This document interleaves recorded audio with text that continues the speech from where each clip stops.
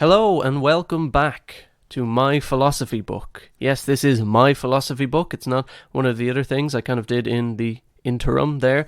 This is pure-blooded, purebred my philosophy book. I did take a bit of a break due to, I suppose, COVID-related things. That's the easiest excuse to say nowadays. You just say, "Oh, it was COVID," and everyone goes, "Oh, of course, makes sense." But no, I've been busy back in college now and doing some other kind of projects working on. So I had to put my philosophy book away for a little bit, but I decided to bring it back because after the months of the pandemic, I'm feeling a bit reinvigorated and ready to get back at this again. So after I dug through the mountain of Domino's pizza boxes and found my way to my philosophy book, I had to blow the dust off the cover, open it up, and I thought, for old time's sake, why not read it? As I'm reading it, I'm thinking a lot about current affairs, thinking about the pandemic and the corona and the lockdown and the new normal and all this kind of thing. And we won't dwell on it too much, but certain interesting things come up. People talk about frontline workers a lot, especially in the first wave of the lockdown we had. This is our second lockdown, level 5, now that we have the levels introduced. But people talk a lot about the frontline workers and the work that they do during this pandemic. In particular, medical staff, nurses definitely, because of, the long hours and the thankless job they do for everyone. People have been trying to show their appreciation, and they call them, heroes. They say these people are heroes. They go above and beyond their call of duty. They go the extra mile. And would you believe it, that I just so happened, as I was flicking through my old philosophy book, I found a chapter on heroes and going that extra mile, going beyond the call of duty. So there's a quote here I have in my philosophy book about a man named James Miller. He was 26 years old, so that's not much older than I am now. He was a British private during World War I, and he was at the Battle of Somme in France. James Miller was ordered to take an important message under heavy shell and rifle fire, and to bring back a reply at all costs.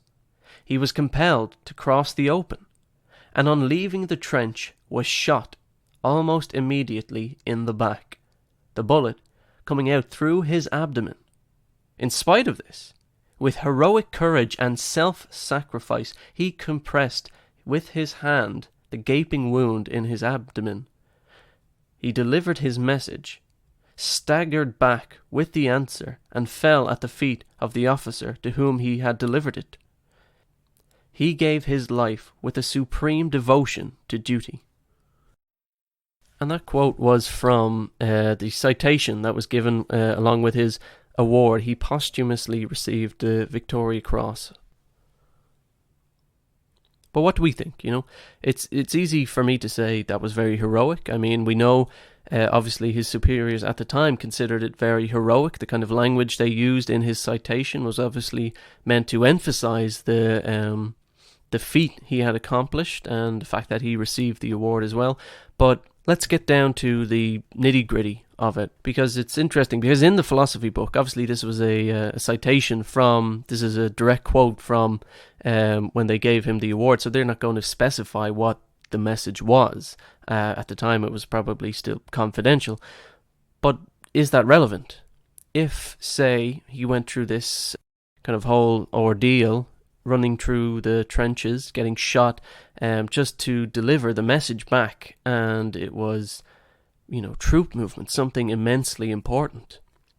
Is that any different to if he did all the same things, acted just as bravely, and got back with the message, and it was something mundane? It was something like the officer's laundry list. Does that make a difference? What the message was, or what the ultimate end goal of his actions were, or is it simply the actions themselves, that the actions speak for themselves, that what he did was heroic by the nature of what he did, not what it achieved? Which is an interesting thing, because I think when you make that argument, you could probably find a lot more heroes in everyday life if you kind of had a look. If you think of an everyday hero, people might look to firefighters, ambulance drivers, and nurses. Obviously, with the pandemic, there is a focus on, medical staff and that kind of thing. But dial the clock back a year or two and ask yourself, think of an everyday hero. Are you thinking of firefighters, teachers, people whose end goal is obvious? A firefighter puts out a fire and saves lives. Therefore, they are heroic. A teacher shapes the minds of generations to come. A good teacher, obviously. Something like that. Or, what about the janitor? The janitor who works in a school and cleans up after messy students, and he's the guy who does the job no one else can do, does the job no one else wants to, but it suits us all. It's for the good of us all. Is he a hero? I think, honestly, if someone asked me without having this conversation beforehand, if they said, oh yeah, old Mick who cleans the toilets, what a hero, eh? Yeah, okay, well, yeah. But think about it. Is an action heroic based on its outcome or based on the nature of the action itself? But it's just something to think about. That's a little side note. But let's get back to James Miller and what he did. And it's almost textbook of what you would imagine a heroic deed would be. It was in a Steven Spielberg film, like Saving Private Ryan. It's that kind of vibe of the hero sacrificing themselves. But as I said, why was it heroic? So let's just look at the basis of it.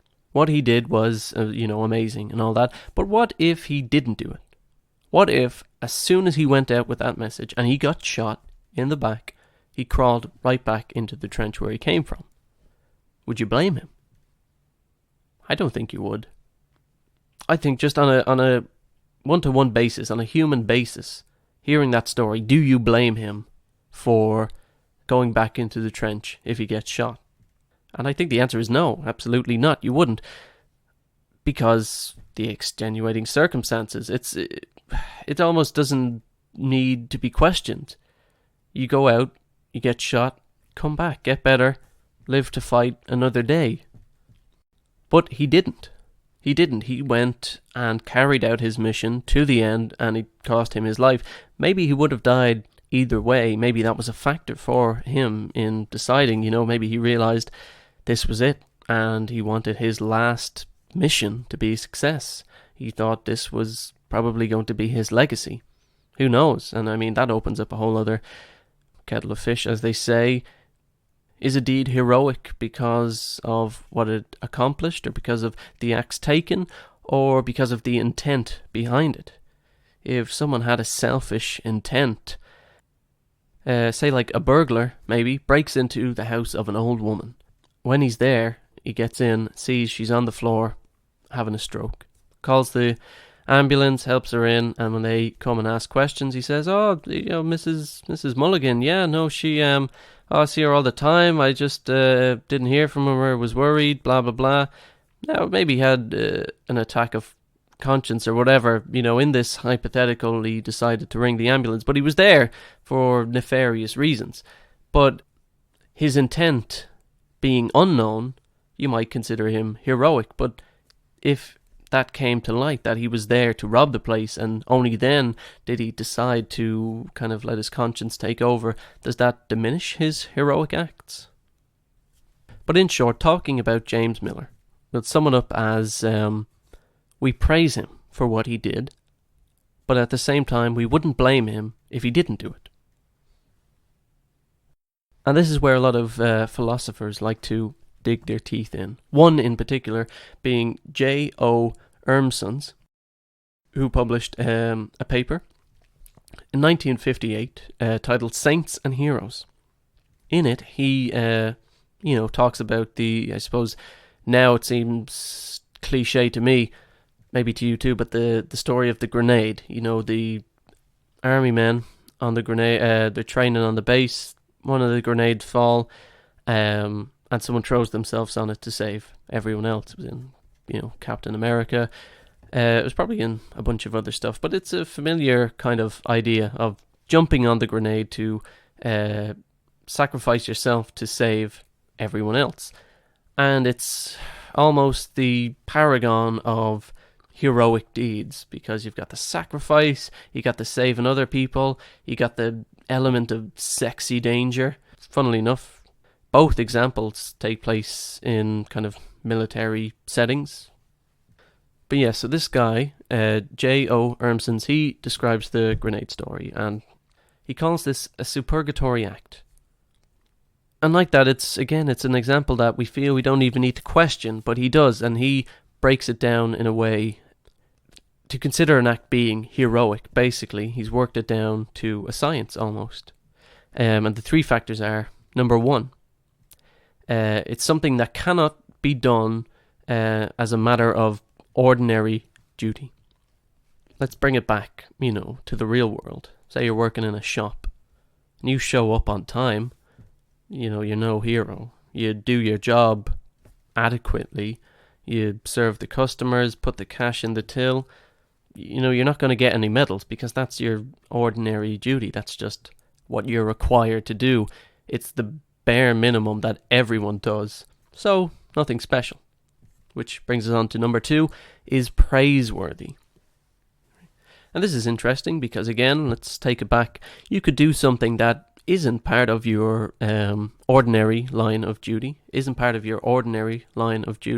For example, instead of going to the staff room for lunch, you could go and eat your sandwich off the toilet bowl. And you are not expected to do that. You're not required to do that during your ordinary kind of working day. So you are exceeding the expectations set out for you, but at the same time, no one is going to praise you for it. In fact, they'd probably actively discourage you from doing it, or even reprimand you. So, although it meets one criteria technically, it does not meet the second. But then we come to the third. No blame will be attached no blame would be attached to you if you didn't undertake this action. Which kind of, same example. You're eating your lunch on the toilet. It's not done. It's not expected for you to do that during your ordinary working day, but it's not praiseworthy. But people wouldn't blame you if you didn't do it. And as I said, they'd actively encourage that you don't do it. But you can see how it meets two criteria, but not all three. Therefore, it is not heroic. But let's look at the grenade story. Are you expected to jump on a live grenade as a matter of ordinary duty, even in the army? Probably not.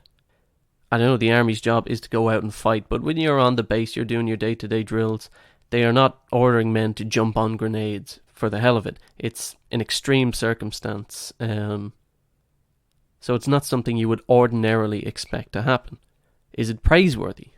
Yes, it is, because by taking that action, you have safeguarded the lives of those around you. Your death, while tragic, actually benefits in a contradictory way.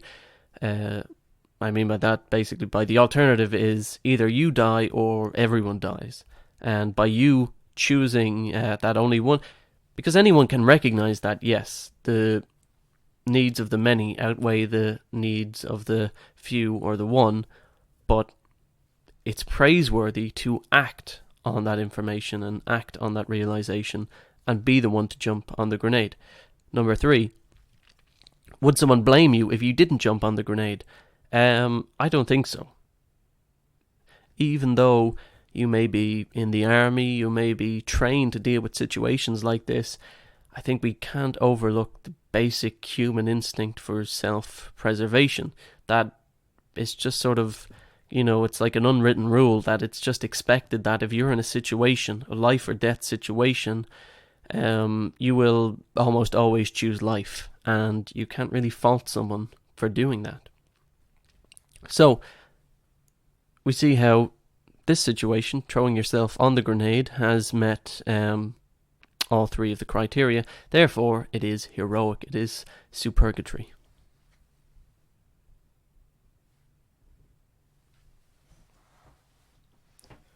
But what if we lived in a world where everyone was a hero? Everyone chose to throw themselves on a grenade, chose to go above and beyond and go the extra mile, for the call of duty. And this kind of turns into utilitarianism, where basically the purpose of the individual is to serve the greater, I suppose, society as a whole. Examples, I think, would be kind of insect colonies. You'd see a lot, bees, ants and that kind of thing, where individual importance isn't really, a priority. It's more about the benefit of the hive, the nest, the society as a whole. So, as I said, because every action in a utilitarian society is to make things better, it has to increase the betterness, for lack of a better word, of the state as a whole, or the organization, or the society as a whole. So you jumping on a grenade saves more lives. More lives in the society is better. And maybe you think that sounds, not so bad actually. People helping each other, realizing that their lives aren't, the most important thing in the world.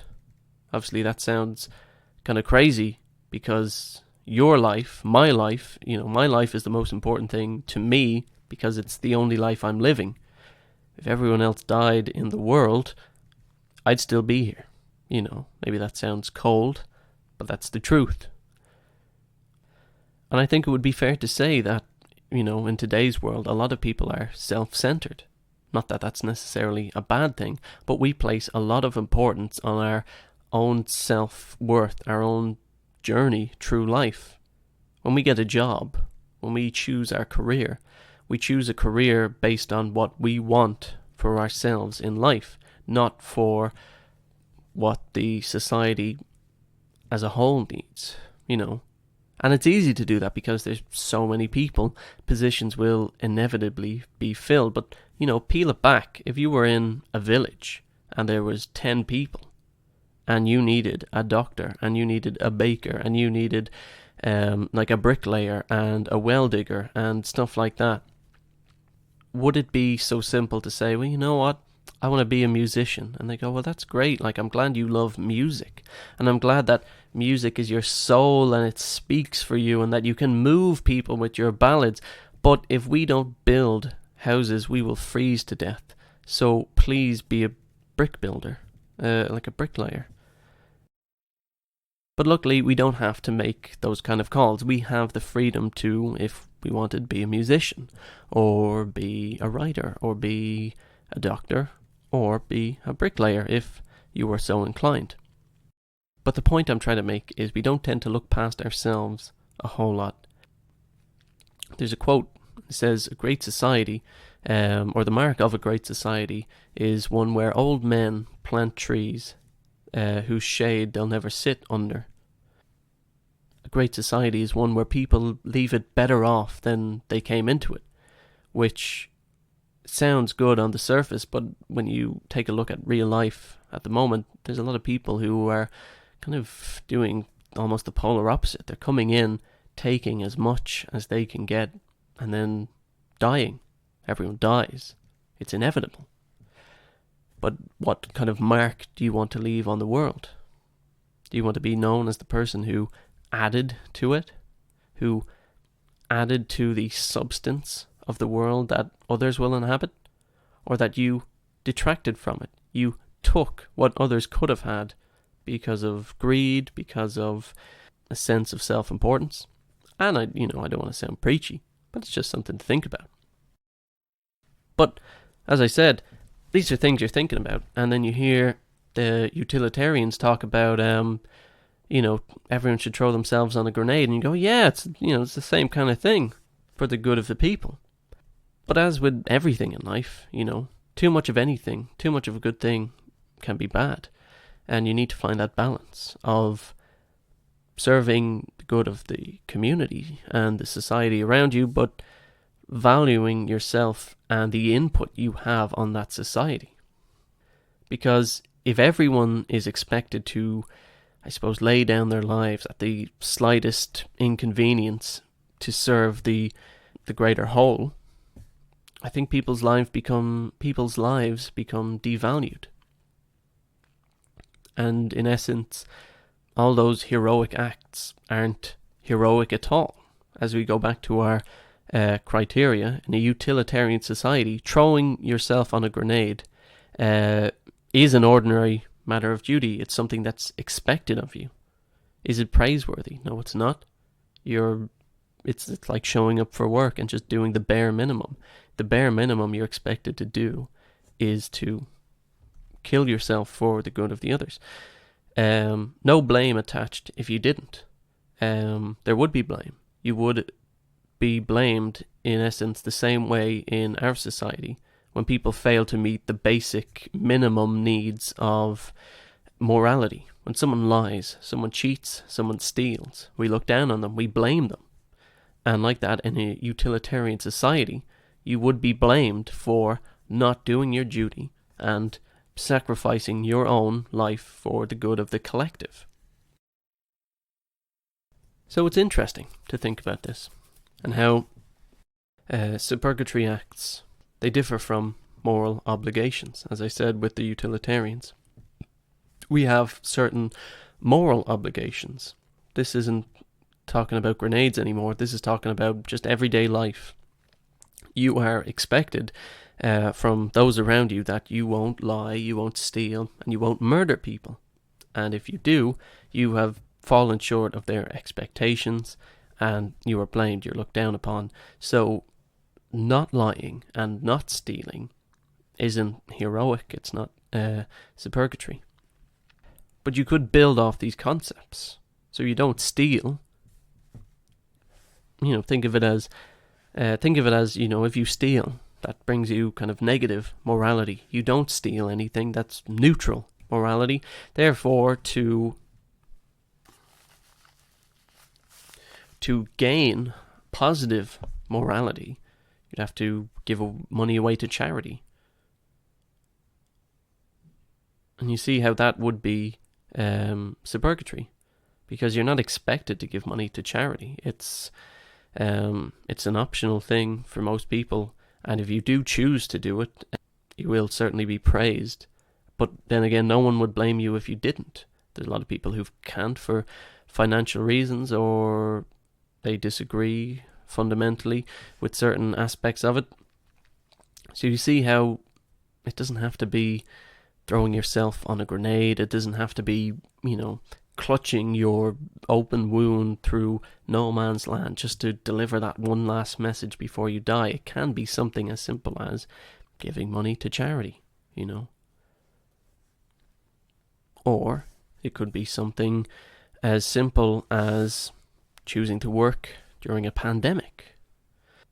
And people talk about frontline workers and they talk about the nurses and, their kind of deeds, but, there's room there for recognition for, I suppose, other people, shop workers and kind of retail staff who are being asked to go beyond the ordinary kind of lines of duty that are expected of them, doing things praiseworthy. I suppose that's up for debate. It depends on the situation. And no blame would be attached if they didn't do it. And again, depends. Some people are given the choice not to come into their places of work because of the virus. So if they choose to, is that heroic?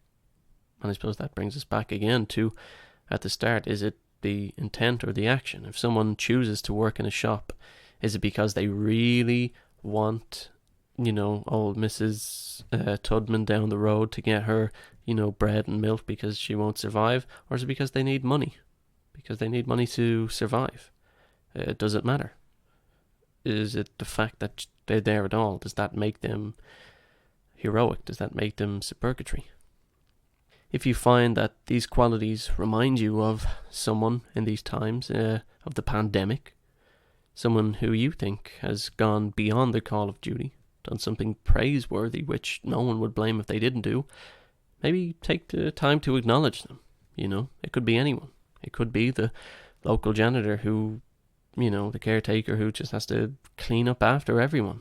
And he'd rather be working from home, but he can't. Maybe he's old, maybe he's sick, maybe he's got sick relatives, but he needs a job, he needs money. And he's doing a job no one else wants to do. Is that any less heroic than James Miller? But anyway, that's it for today. That's Suburgatory in a nutshell. So if you had any thoughts or any suggestions, make sure to find me on Twitter at KennyD129 and send me suggestions. Tell me what you thought, what you liked, disliked, anything really. Hopefully I'll be able to get a few more episodes out in the coming weeks of my philosophy book. Keep it down off the shelf and the dust off it for a while. But yeah, at KennyD129 on Twitter. Let me know what you thought. Thanks. Goodbye.